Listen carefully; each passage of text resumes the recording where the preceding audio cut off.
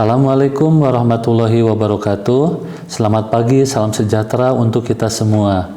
Perkenalkan, nama saya Eka Surahman. Saya salah satu dosen di program studi manajemen Fakultas Pendidikan Ekonomi dan Bisnis Universitas Pendidikan Indonesia.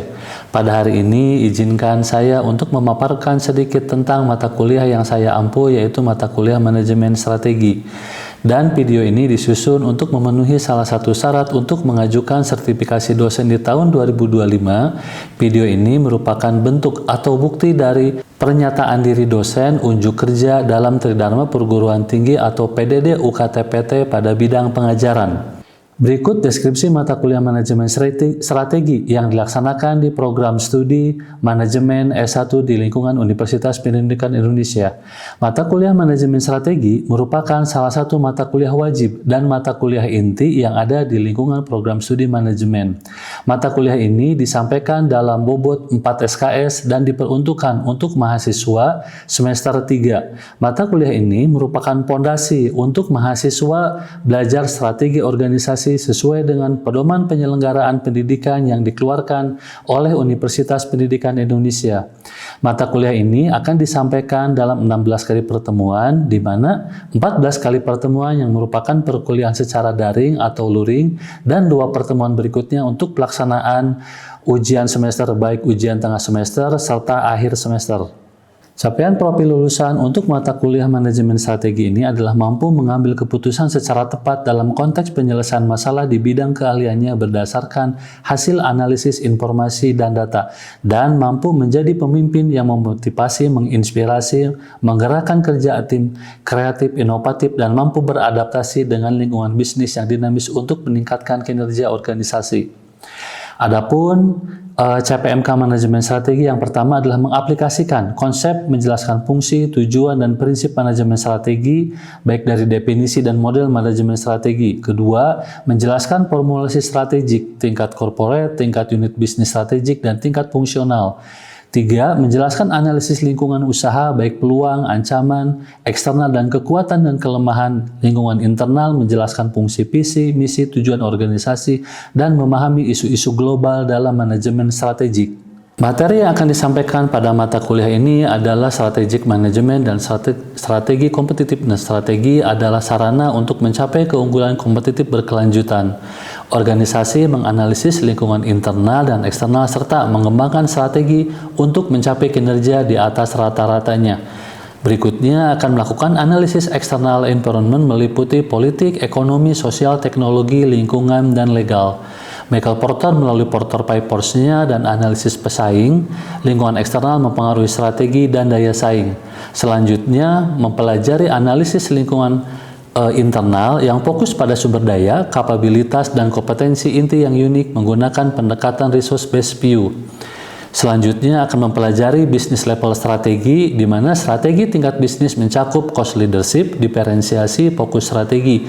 Ini menentukan cara perusahaan bersaing dalam industrinya. Baik, selanjutnya saya akan menjelaskan terkait dengan proses delivery, interaction, dan assessment. Yang pertama, mata kuliah akan disampaikan baik secara luring maupun daring tergantung kepada materi dan tujuan pembelajaran tatap muka langsung dapat digunakan dengan menggunakan fasilitas yang ada. Dalam hal ini, ruangan yang dilengkapi dengan berbagai fasilitas. Kemudian kita juga bisa menggunakan video conference. Kita memiliki beberapa pilihan, di antaranya adalah Zoom Meeting yang sudah kita pergunakan dari 5 tahun sebelumnya semenjak pandemi. Kemudian kita juga bisa menggunakan media asinkronus, yaitu LMS di lingkungan UPI yang telah dikembangkan melalui aplikasi Spot yang berbasis web. Spot atau sistem pembelajaran online terpadu yang dikembangkan oleh universitas untuk proses interaksi antara dosen dan mahasiswa. Di sana kita bisa memberikan atau berdiskusi terkait dengan hal-hal yang mungkin belum terjawab di ruangan. Terkait dengan metode pembelajaran, saat ini kita sudah beralih menjadi student center learning, di mana kemudian metode dan media yang digunakan kita coba sesuaikan dengan kebutuhan. Ada beberapa metode pembelajaran yang digunakan akan disesuaikan dengan materi dan tujuan pembelajaran yang akan dicapai. Yang pertama, kita masih menggunakan metode ceramah ini untuk menjelaskan terkait dengan konsep dasar dan mungkin eksplorasi terkait dengan hal-hal yang nanti didiskusikan dengan mahasiswa. Praktikum perlu dilakukan untuk menyelesaikan case method untuk memecahkan masalah-masalah yang mungkin saat ini juga sedang marak di Indonesia, terutama terkait dengan analisa lingkungan, baik internal dan eksternal, dan penentuan strategi dalam pencapaian tujuan organisasi. Mahasiswa dituntut untuk dapat memecahkan masalah dengan menggunakan kerangka teori yang sudah dipelajari, dan kita tetap akan menggunakan penugasan. Penugasan ini bisa langsung di kelas ataupun penugasan melalui LMS. Kemudian terkait dengan interaction, pada poin ini sudah dijelaskan sebelumnya bahwa pada saat ini perkuliahan sudah menggunakan pendekatan student center learning, di mana saya sebagai dosen merupakan pihak yang menjadi fasilitator. Kemudian pembelajaran berfokus pada siswa dengan berbagai bahan pembelajaran yang ada. Saat ini kita menuntut siswa untuk bisa belajar berpikir kritis sesuai dengan tuntutan di abad 21. Interaksi juga dilakukan baik secara formal maupun non-formal menggunakan interaksi langsung ataupun menggunakan media lain seperti spot. Terkait dengan asesmen yang dilaksanakan mengacu kepada pedoman penyelenggaraan pendidikan yang berlaku di UPI. Asesmen dilakukan dengan memenuhi prinsip objektif, adil, dan memenuhi keterbukaan. Di awal perkuliahan, ada formulasi yang sudah ditetapkan dan disetujui bersama-sama antara dosen dengan mahasiswa. Adapun penilaian terkait dengan mulai dengan penilaian aktivitas dari mahasiswa itu sendiri pada proses pembelajaran sebesar 25%. Selanjutnya ada komponen dari tugas sebesar 20%, baik tugas secara langsung misalnya menggunakan aplikasi Quizzes atau Kahoot, sedangkan sisanya sebesar 55% untuk ujian semester yang tersebar menjadi ujian tengah semester sebesar 25% dan ujian akhir semester sebesar 30%. Setelah itu kita akan melakukan proses asesmen dan nilai akhir diinput melalui aplikasi yang dinamakan Sindo, di mana siswa akan mengetahui secara pribadi dan rahasia berapa nilai yang diperoleh pada aplikasi tersebut. Disediakan masa sanggah untuk mengkonfirmasi nilai akhir tersebut yang dimungkinkan dilakukan perbaikan. Baik, untuk selanjutnya akan ditampilkan salah satu pertemuan yang dapat dijadikan sebagai contoh pelaksanaan pembelajaran di mata kuliah manajemen strategi. Assalamualaikum warahmatullahi wabarakatuh. Terima kasih atas kehadirannya ini teman-teman semua. Sekarang kita di mata kuliah manajemen strategi di pertemuan ketiga akan membahas sekaitan tentang analisa lingkungan eksternal. Nah, namun sebelum kita memulai, agar kita mendapatkan keberkahan, diberikan kemudahan dan kelancaran, untuk ketua kelas silakan untuk memimpin doa. Baik, izin Pak. Bismillahirrahmanirrahim. Sebelum melakukan perkuliahan, alangkah baiknya kita berdoa sesuai dengan kepercayaan masing-masing. Berdoa dimulai.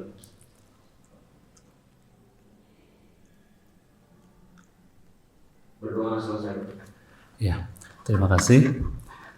Teman-teman, setelah kita mengetahui tentang definisi manajemen strategi secara umum, kemudian kita di minggu kedua sudah mempelajari tentang lingkungan internal.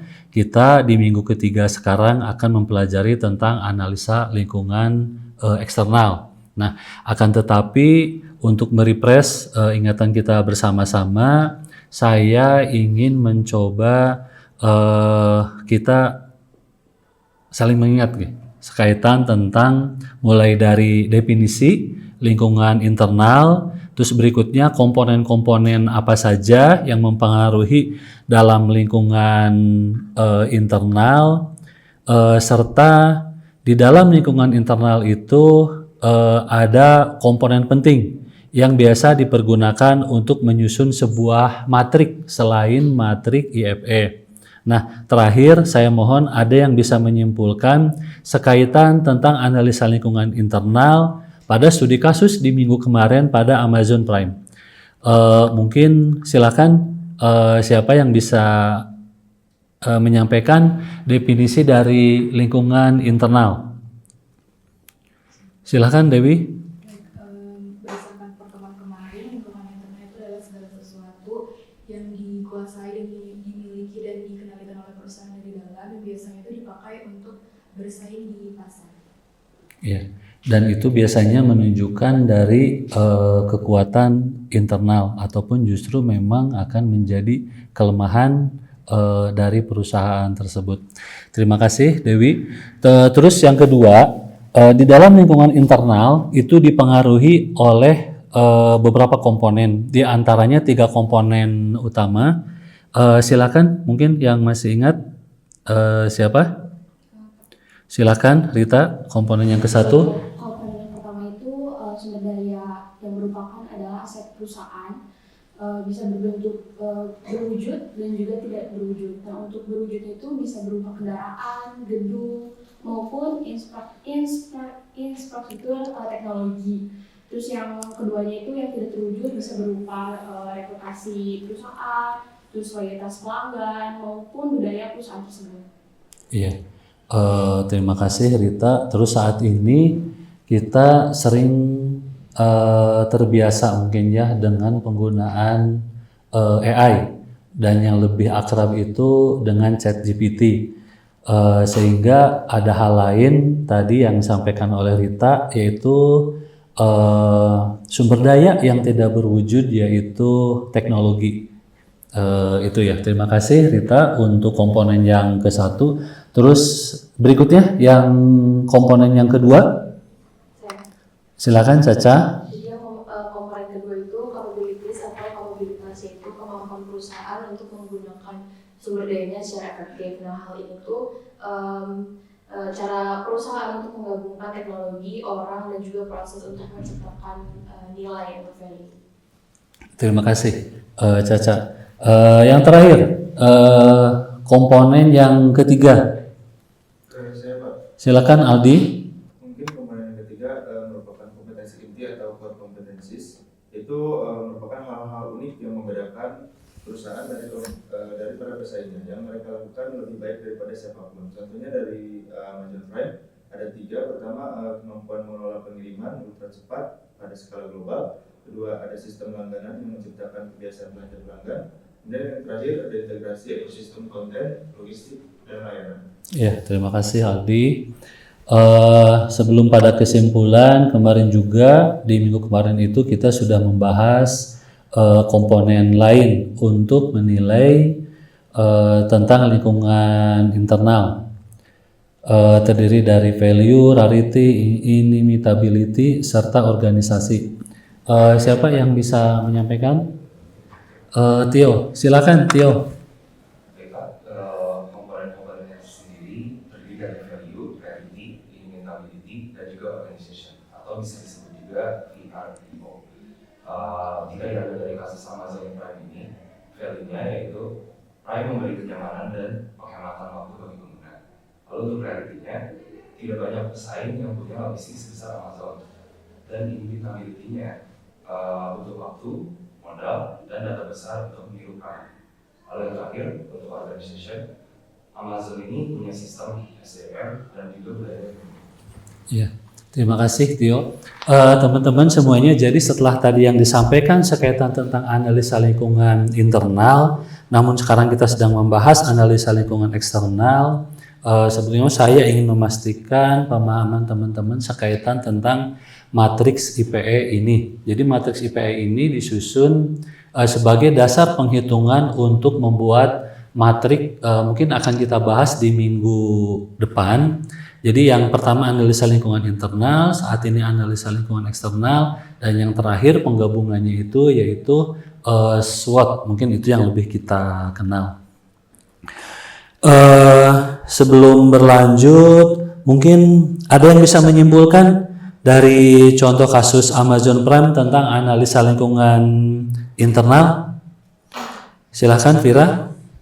Amazon Prime ini memiliki sustainable competitive advantage, yaitu keunggulan bersaing jangka panjang yang sulit disaingi karena gabungan antara sumber daya logistik, sistem teknologi dan layanan lintas pelanggan. Iya, iya betul. Kebetulan memang yang kita ambil contoh Amazon Prime ini analisa lingkungan internalnya masuk pada kategori tinggi ya, sehingga beberapa capaian sulit untuk disaingi oleh para kompetitornya.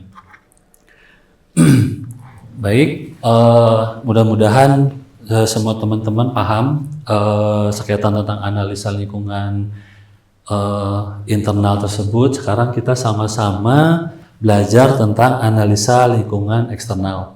Jadi analisa lingkungan eksternal sama halnya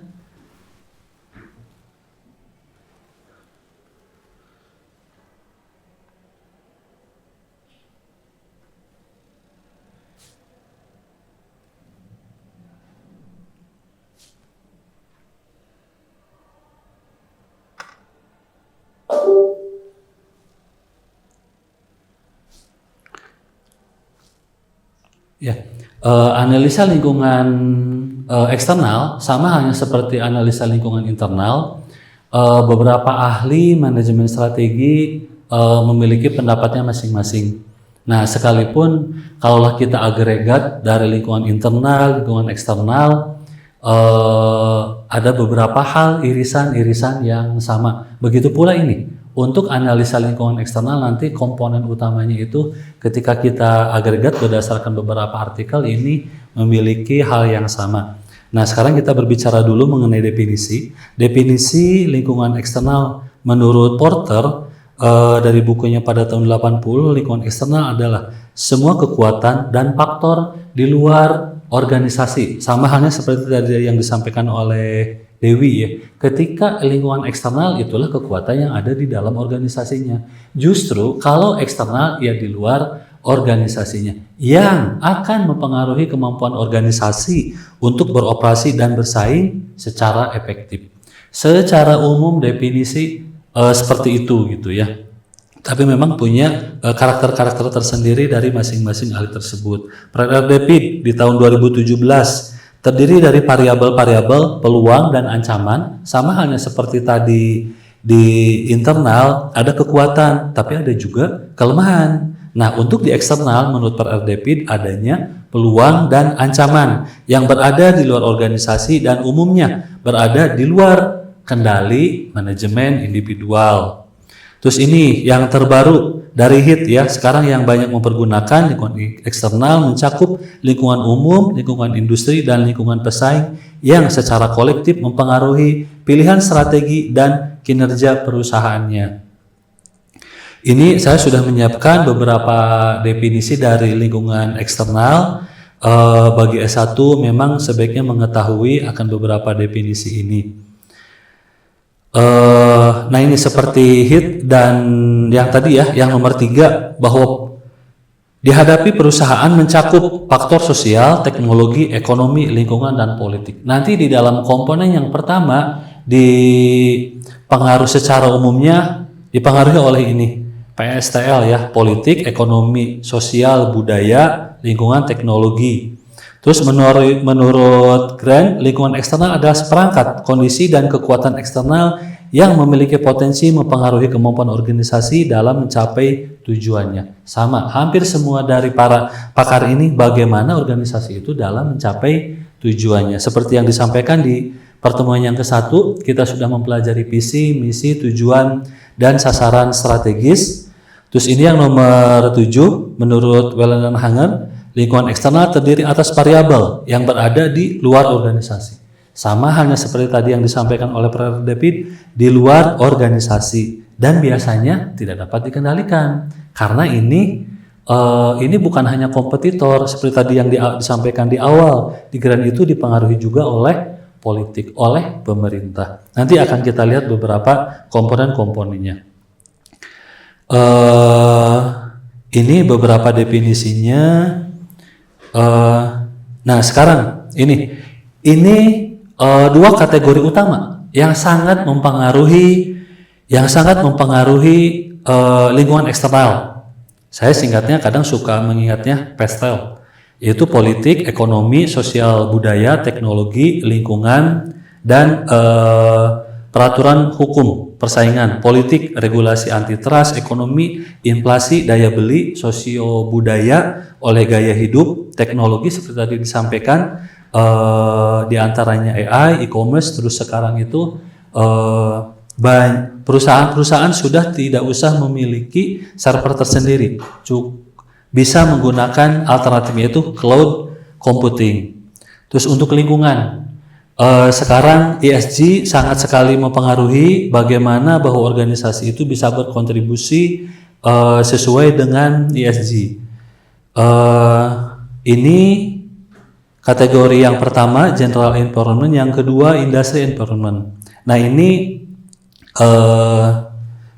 sama halnya seperti yang kita pahami di dalam ancaman pada lingkungan internal, yaitu ancaman pendatang baru, kekuatan pemasok, kekuatan pembeli, ancaman substitusi, dan persaingan antar pesaing. Kita mungkin akan langsung saja dulu. Nah ini, seperti hanya di dalam matriks IFE, dalam menyusun analisa lingkungan internal, kita juga ini ada bobot bagaimana cara menyusun matriks IFE. Nah, yang pertama kita tentukan dari peluang dan ancaman yang ada di dalam lingkungan eksternal, yaitu 8-10 faktor eksternal utama yang mempengaruhi untuk lingkungan eksternal. Di sana kita gabung, kita tentukan 8-10 faktor eksternal utama. Yang kedua, kita menetapkan bobot dari 0,0 sampai dengan 1,0. Nah, ini bobot mencerminkan tingkat kepentingan relatif sebagai faktor terhadap kesuksesan perusahaan. Ini harus betul-betul dianalisa karena akan mempengaruhi capaian. Terus yang ketiga, dalam menentukan rating. Rating menggambarkan seberapa baik perusahaan merespon faktor tersebut. Nah ini juga biasanya, sekalipun memang data ini tidak terlalu terbuka, biasanya kita menggunakan data kinerja perusahaan, laporan tahunan, survei pelanggan, dan perbandingan data pesaing. Sebagai contoh, untuk matrik FE pada kasus yang sama, biar nanti kita di minggu depan ketika kita akan menyusun matrik SWOT, saya menggunakan studi kasus di tempat yang sama, yaitu Amazon Prime.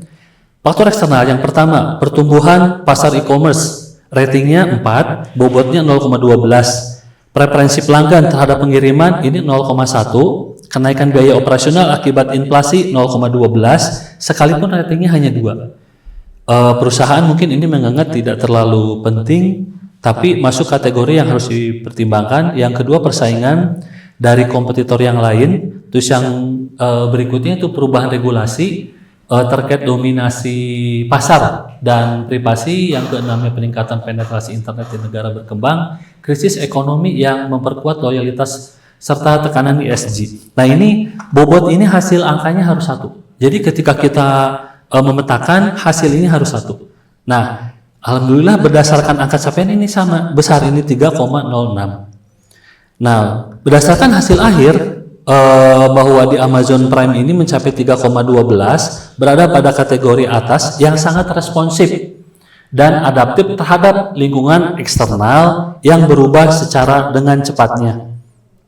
Akan tetapi ada beberapa hal yang harus diantisipasi, yaitu adanya inflasi, logistik, regulasi antitrust, persaingan, streaming. Kadang itu harus betul-betul diantisipasi. Nah ini menunjukkan bahwa respon strategis yang relatif baik walaupun perlu terus ditingkatkan di area regulasi dan efisiensi biaya. Ini beberapa implikasi strategi diferensialnya, bahwa Prime tetap unggul karena pengalaman pelanggan yang konsisten. Ini tidak terlepas dari penggunaan teknologi, bahwa seperti yang disampaikan ini di nomor 3, skalabilitas teknologinya Amazon Prime sangat konsen terhadap penggunaan AI dan Prime R dalam menyampaikan produk-produknya. Nah ini juga rekomendasi yang lainnya. Nah ini mungkin sekaitan tentang analisa lingkungan eksternal. Saya perkuat lagi bahwa rekomendasi tindakan lanjut ESG ini karena lingkungan itu sangat dinamis. Nah, oleh karena itu selain AI tadi penggunaan prime air juga tetap karena ada beberapa dampak negatifnya. Nah, jadi terus meningkatkan efisiensi biaya logistik. Di antaranya Amazon Prime itu menambah titik-titik untuk mengurangi biaya logistik tersebut.